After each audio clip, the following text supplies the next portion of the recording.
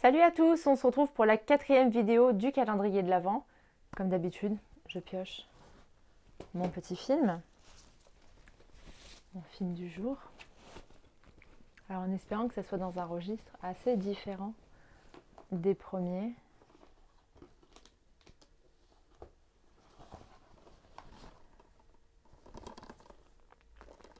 Hurler de peur.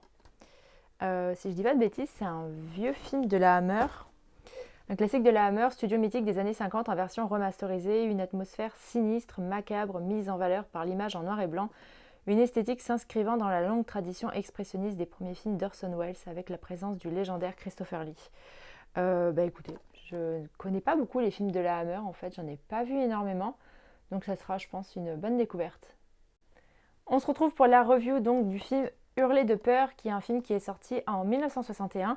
Comme je vous disais, j'ai pas forcément l'habitude de regarder beaucoup de très vieux films dans ce style-là, en tout cas.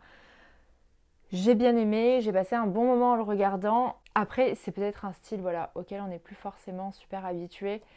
Pour ce qui est de l'histoire, on va suivre le personnage de Peggy qui est en fauteuil roulant. Elle vivait avec sa mère suite au divorce de ses parents, mais sa mère vient de mourir et elle décide donc de partir vivre chez son père qui habite avec une nouvelle femme.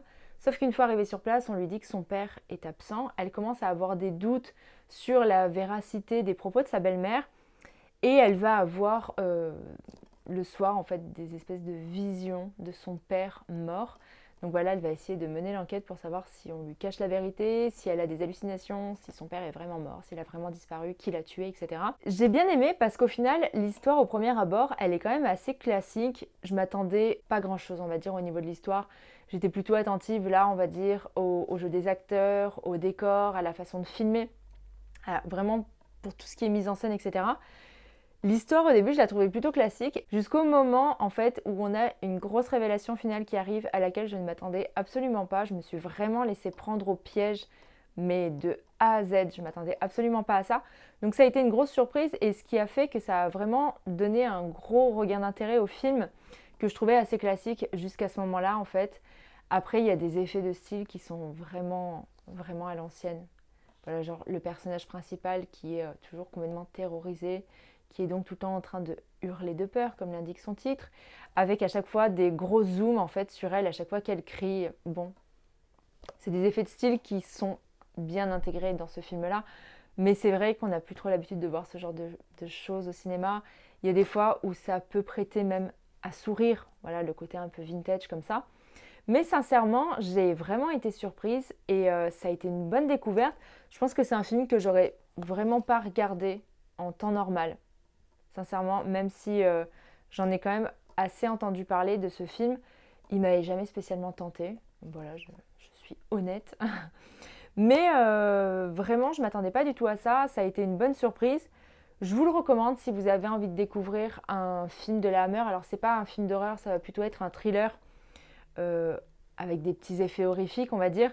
Mais c'est essentiellement un thriller et il n'y a rien qui fasse vraiment peur, surtout voilà en 2020. Je pense que peut-être qu'en 1961, ça faisait très peur aux gens.